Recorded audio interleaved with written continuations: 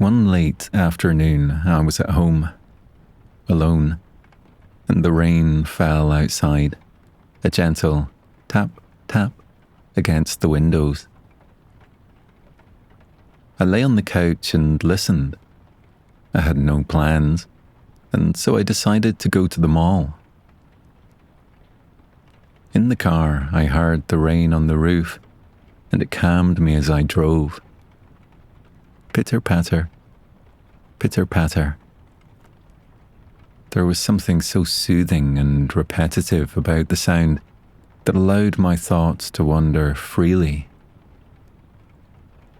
I thought of the opening day at the Mall of America a few years back. I'd been a teenager then, and I'd been excited to join the crowds. Everyone had been excited. It had set the tone moving forward, something huge and different. They called it a city within a city in the papers, and the phrase stuck with me. Since the opening, I'd grown up, gone to school out of state, then returned to Bloomington after graduation. This was always the place I came back to when I wanted to rest my mind. There was something so comforting about the mall. In a way, there was so much to do, but also you could just wander and take it all in. Time didn't stand, but it moved differently. I drove, and the rain continued to fall in a steady rhythm. Pitter-patter, pitter-patter. On the windshield, small droplets gathered. Some of them moved slowly downward, leaving thin trails behind them. I watched a few of them join together and then slide down the glass. Outside, the view through the windows was blurred by water. The road surface was dark, with faint reflections of nearby lights. I pulled into the lot at the mall, passing the big Lego pieces by the entrance that always put a grin on my face. I parked up and waited for the rain to slow down. I stayed still and didn't turn on the wipers. The glass slowly gathered more and more water, but I could still see through it well enough. Inside the car, it felt quiet apart from the rain. I wasn't doing anything else, just sitting and listening. There was no rush at all to get to the mall. I had the rest of the afternoon and all evening. The rain continued, and then, after a while, it slowed to a light drizzle. I stepped out of the car. It was easy to lose track of how long I'd been there. Then, I walked into the mall. Memories bubbled up at all the nights I'd spent there as a teen. The evenings whooping with joy on the Pepsi ripsaw at Camp Snoopy. First kisses on long cinema dates with a girl from school. Big bags of buttery popcorn and cups of soda. I thought of how I used to save up my earnings from my job at the drive-thru, then head to the mall, thinking of all the things I'd be able to buy. I'd always try to save for something big, but I ended up going every week and blowing my paycheck on arcade games and candy. I didn't regret it at all. The mall would always have a special place in my heart, and I approached, looking up at the sign with a sense of comfort. Then I walked in, and a delicious smell wafted through the air. It was such a familiar scent. Garlic and warm bread. I followed my nose and headed straight for a free pretzel sample from the lady at her kiosk. She handed me a toothpick with a perfect square of pretzel. It was delicious. I thanked her and walked on. Looking up, hazy late afternoon light flooded down through the skylights above me. I couldn't hear the rain anymore, but there was the hum of people around me. I wandered through the mall.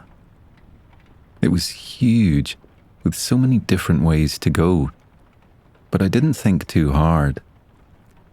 I just let my feet carry me forwards. At each corner, there were department stores, and I walked from one to another. First, I headed to Nordstrom. I always loved looking at the different displays. Someone had put so much effort into making these scenes. Each one felt like a miniature stage, and I was often drawn in to have a browse. If I was with my girlfriend, she always wanted to go inside and take a look. At Nordstrom, the display was minimal. The mannequins wore camel coats over their outfits, and the lights were soft. There was nothing in particular I needed. I was just browsing and enjoying the selection, and so I wandered on. I reached Sears, which was more practical, as I knew I needed to get a lawnmower and a refrigerator for our new place. I decided to head inside. It was quieter than I'd expected. The carpet muted my footsteps, and ceiling lights buzzed faintly overhead. Everything felt slightly oversized. Wide aisles, broad racks of clothes, and giant appliance sections with washing machines lined up. I took a deep breath. The smell was just as I remembered it. Rubber tires from the auto center, popcorn from a nearby stand, detergent, and new fabric. I'd chosen Sears because it held so many memories. I loved the store at Christmas. My mom and I always came to look at the window displays, the big toy sections, the decorated trees, and the TVs that glowed, playing the same movie trailer on loop. The holidays always featured a trip to Sears. They didn't have the lawnmower, and the refrigerators were all too bright in colour. Lots of avocado and sky blue. I was looking for something more modern and neutral, so I left and continued on my walk. I strolled around and looked in at Macy's. There were more varsity-style looks and mannequins dressed in bright t-shirts. Then I finished my circuit at the windows at my favourite department store, Bloomingdale's.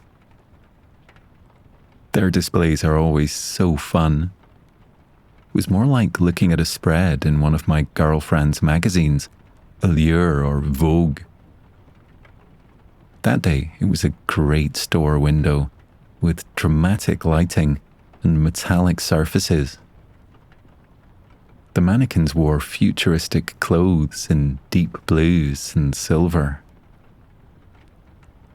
After I'd completed my window shopping, I watched for a while as the kids at Camp Snoopy raced around, lining up for all different rides.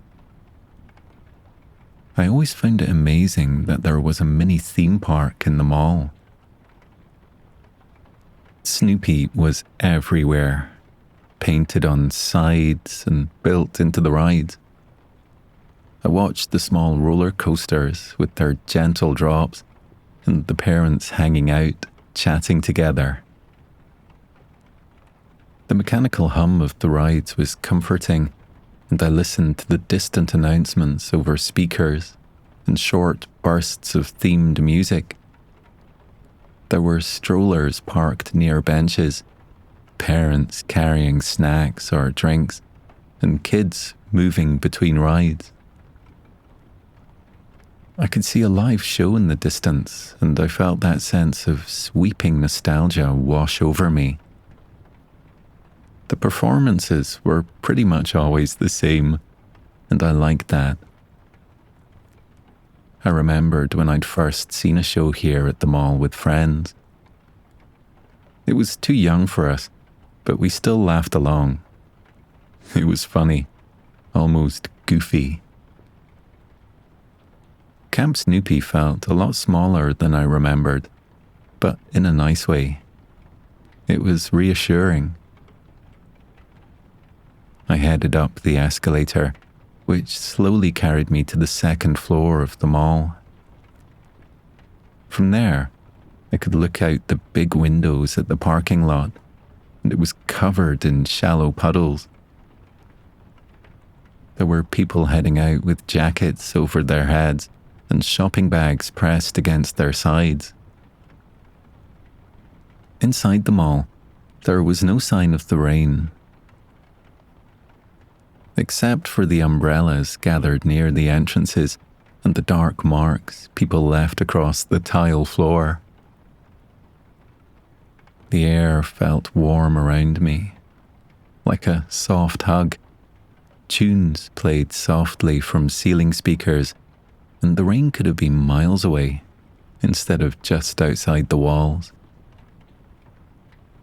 As the escalator moved slowly, I rested my hand on the moving handrail and looked out across the mall.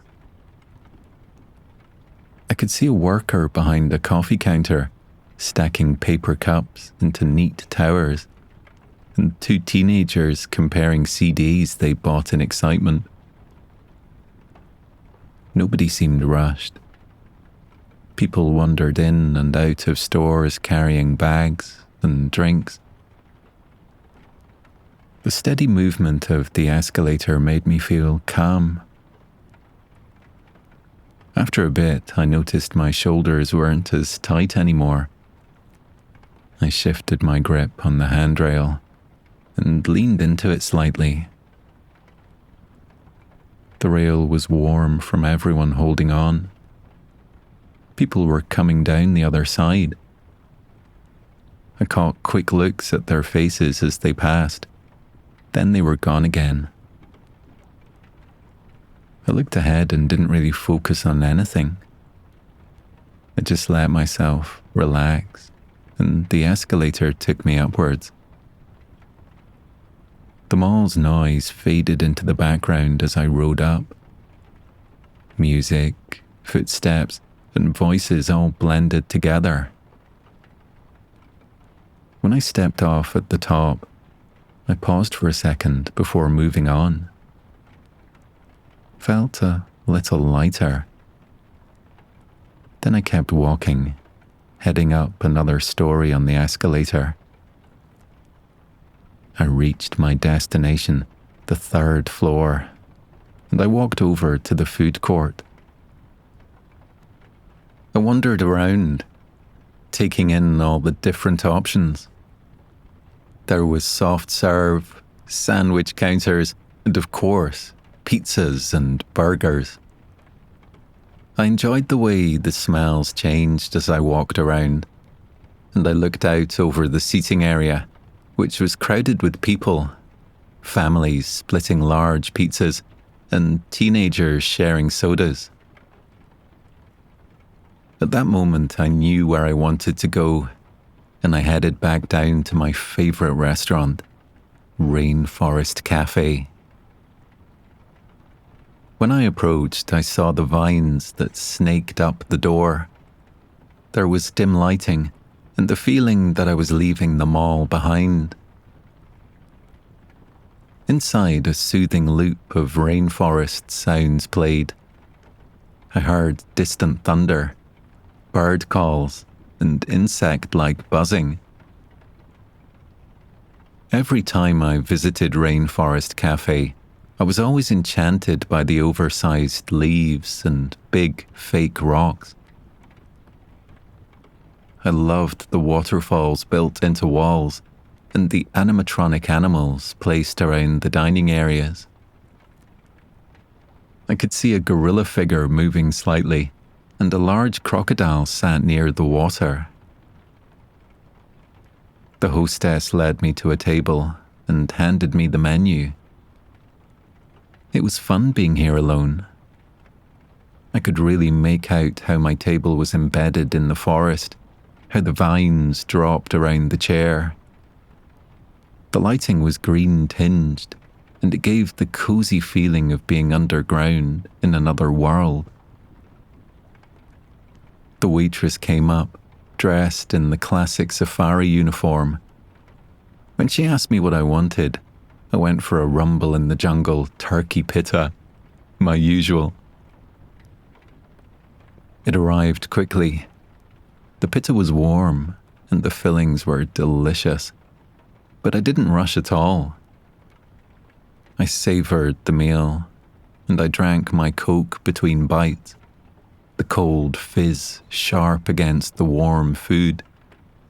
The ice shifted inside with a soft clink every time I set it down. Around me, the restaurant kept performing its jungle illusion. For a while, I just alternated between eating and sipping my lemonade, letting the warmth of the food and the cold drink balance each other out.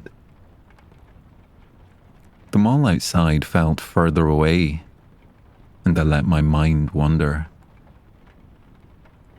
It was pleasant and easy.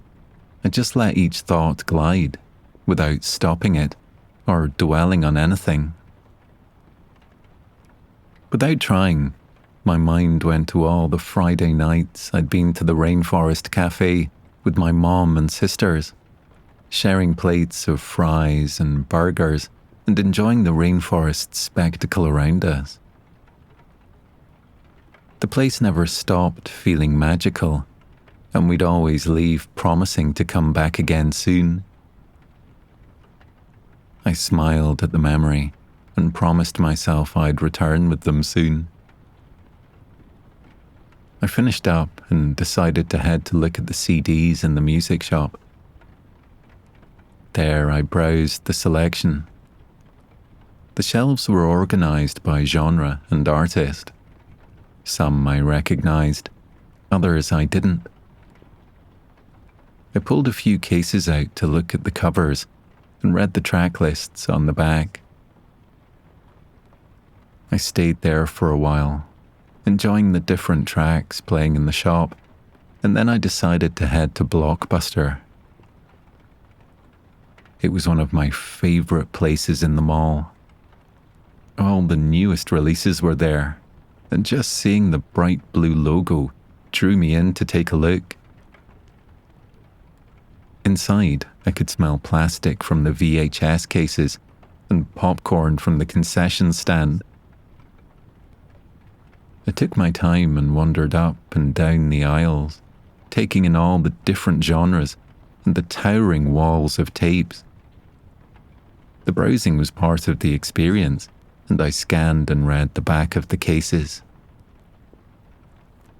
Then I left the tape section and moved on to the DVDs. My mom had bought a DVD player the week before, and I was looking forward to choosing a DVD from the selection.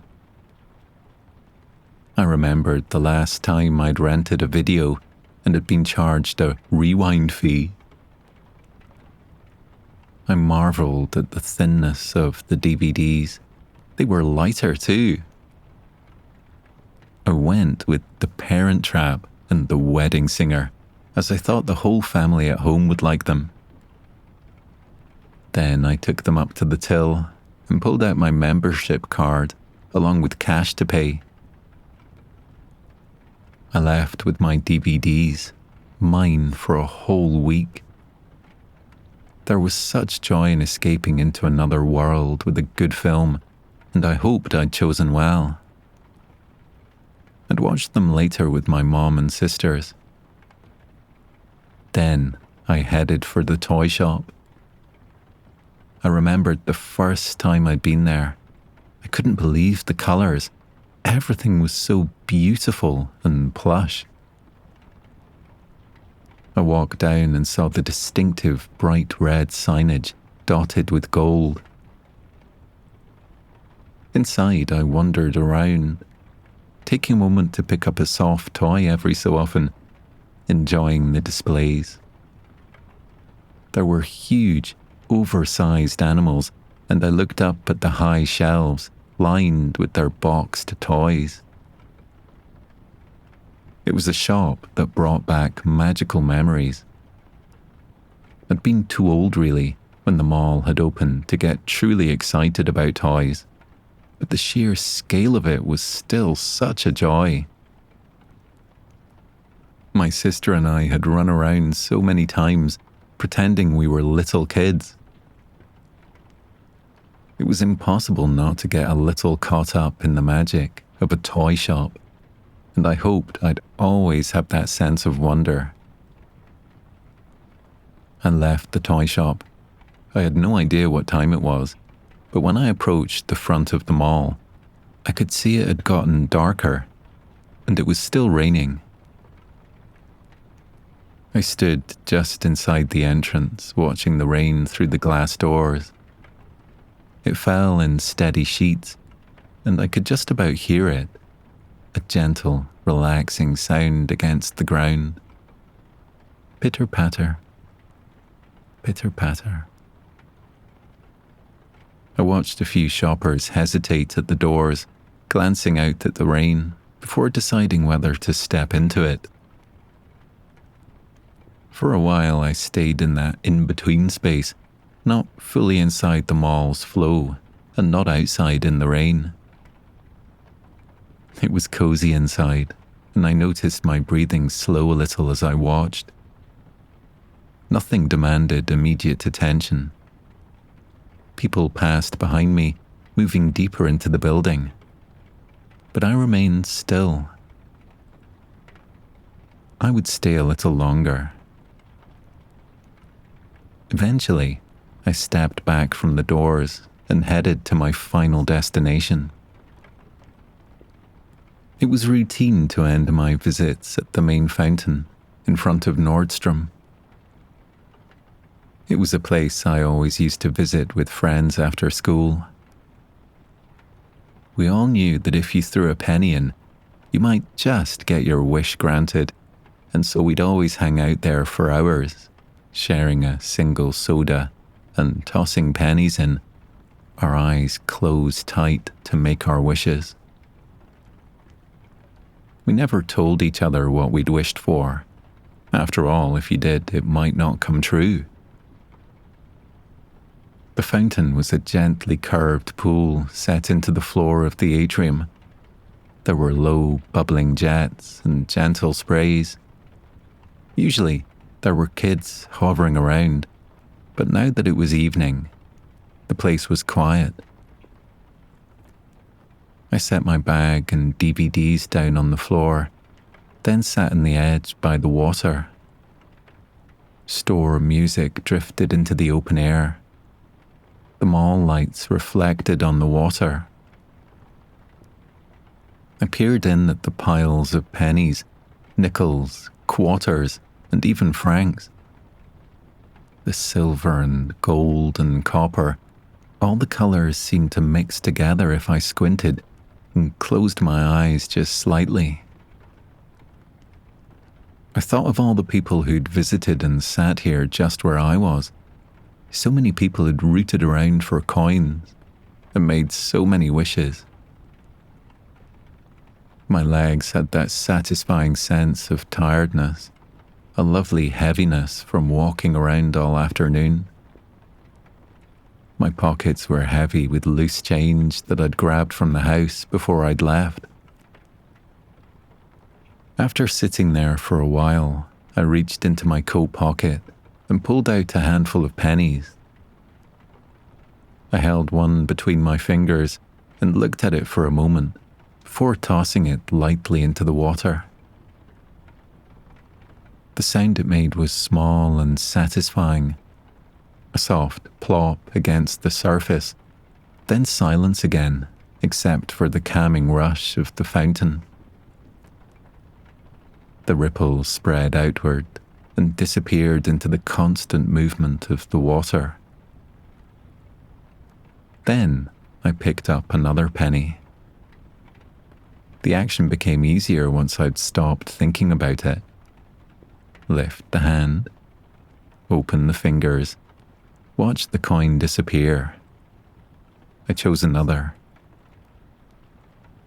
I noticed the texture of the penny against my skin, the slight weight of it resting in my palm, and the coolness it carried from being in my pocket. I tossed another penny into the water.